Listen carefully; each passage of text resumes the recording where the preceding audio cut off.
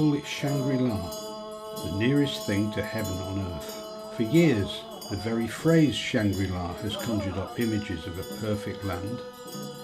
This Shangri-La is deep in the heart of Nepal, hidden by mountains rarely visited. It's the HiddenValley, and it's in Humla, the poorest region of Nepal. Many days' walk from the nearest roadhead, and cut off from the outside world by snow for half the year. But what's it really like, and can it last? 4 of us set out to find it: Anne, Debbie, Phil and me. We like to go to the wild places, where few other tourists go. There's no infrastructure for trekkers, so we will have to camp and carry all our food and equipment. We hire a team of porters to help us, led by Pima, the local guide, Pemba Sherpa and Barrett from the trekking company in Kathmandu. We start with a long drive in a minibus. Google Maps even offers alternative routes, just like at home. What could possibly go wrong? The first 155 kilometres takes 8 hours. Traffic horrendous and the roads unbelievably bad. Our driver, unsurprisingly, struggles to stay awake. We arrive at 5:45 a.m, just as it's starting to get light.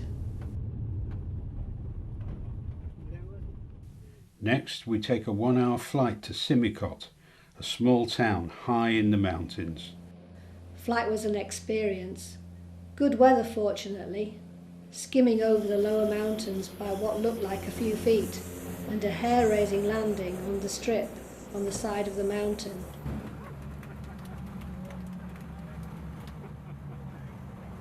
We've arrived safely, but unfortunately our cargo of camping equipment and supplies didn't get loaded onto the plane. Hopefully it will come later today, or maybe tomorrow. Then we'll start our trek. It will take us 6 or 7 days to walk to the Chinese border, then another 2 to the HiddenValley.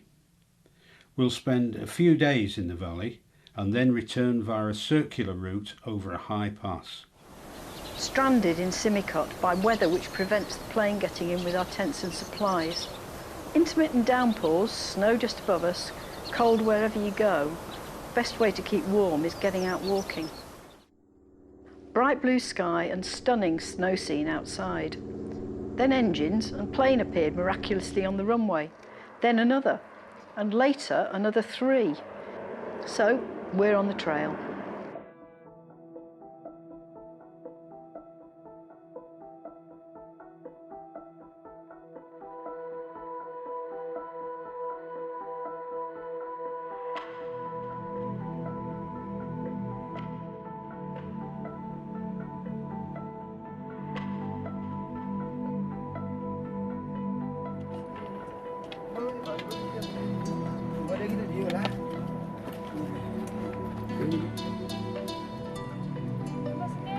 Namaste.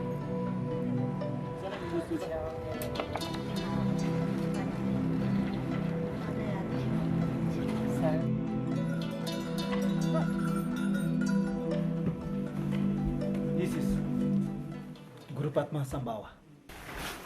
No girls allowed in the temple, so Anne and I watched the young monks outside learning to dance.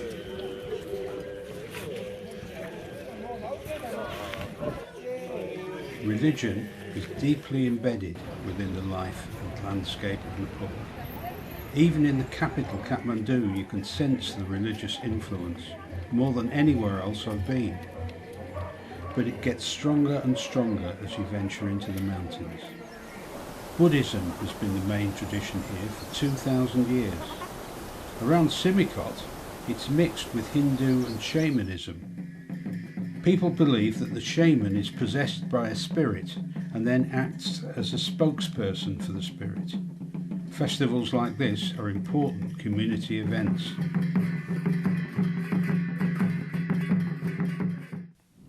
We see lots of evidence of the construction of a new road from China to Simikot, but very few workmen and not much activity. It does feel like this unspoilt wilderness will soon be overrun with jeeps, buses and trucks, and of course people.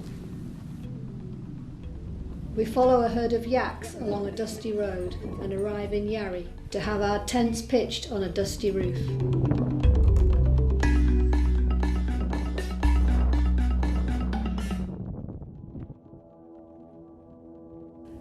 Mount Kailash, sacred to many Hindus, lies just over the border in Tibet, and thousands make a pilgrimage there from India each year.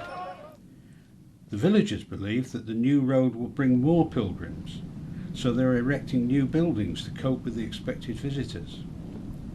They hope the road will bring cheaper food and more trade.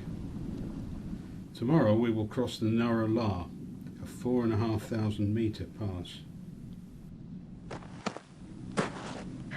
I've seldom concentrated so hard on putting one foot in front of another, not looking up, down or ahead, just not thinking about it and keep stepping.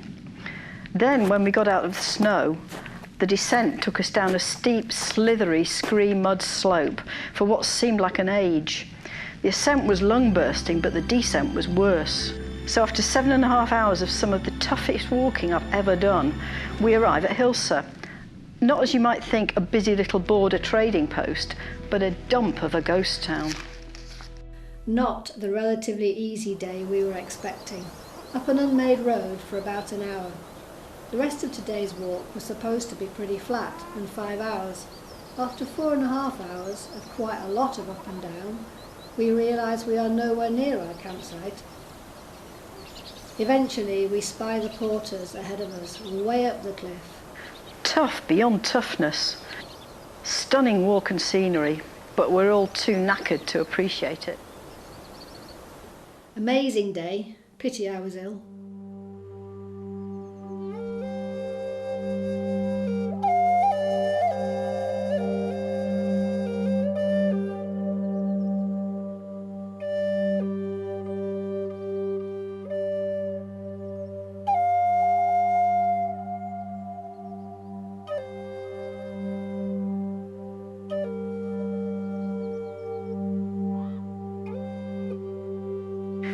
Deb's poorly all day.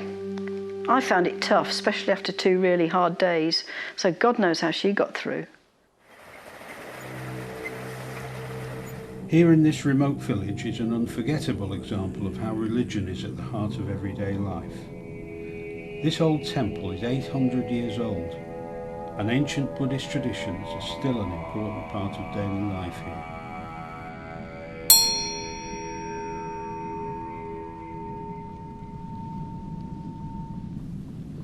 We're the first foreigners to pass through the valley this year.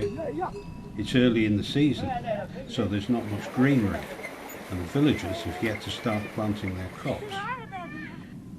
Their timeless pace of life, driven by the seasons, is in striking contrast to our own as we hurry on through the valley so as not to miss our flights home, fearful of further delays at Simikot.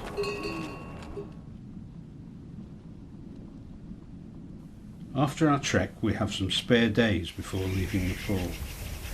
We travel to the lakeside city of Pokhara in the popular with trekkers Annapurna region. April is normally the height of the trekking season, but Pokhara is surprisingly quiet. We're told that treks such as the Annapurna circuit have lost popularity now that roads have reached most of the villages. Trekkers don't want to walk along dusty roads. Rural roads in Nepal are always subject to blockages. They bring pollution and noise, but they also bring cheaper goods and better access to markets. And roads make it easier for young people to get to the cities, not always for the better. So, is Limi an earthly paradise? The people of Humla have a hard life, even by the standards of Nepal, one of the poorest countries in the world. It's impressive to see people surviving in such wild places, living lives that seem happier than those of the poorest in our own country. But the lure of modernity for them and us is obvious. They need something unique if they are to prosper in Limi, and if that something is natural beauty, roads risk destroying it. Like so many other places in the Himalaya, unspoilt is good for tourists, not so good for the locals. If you want to see it, go soon. Richard starts his journey to enlightenment. Yeah. Yeah, I haven't made a lot of progress, to be honest.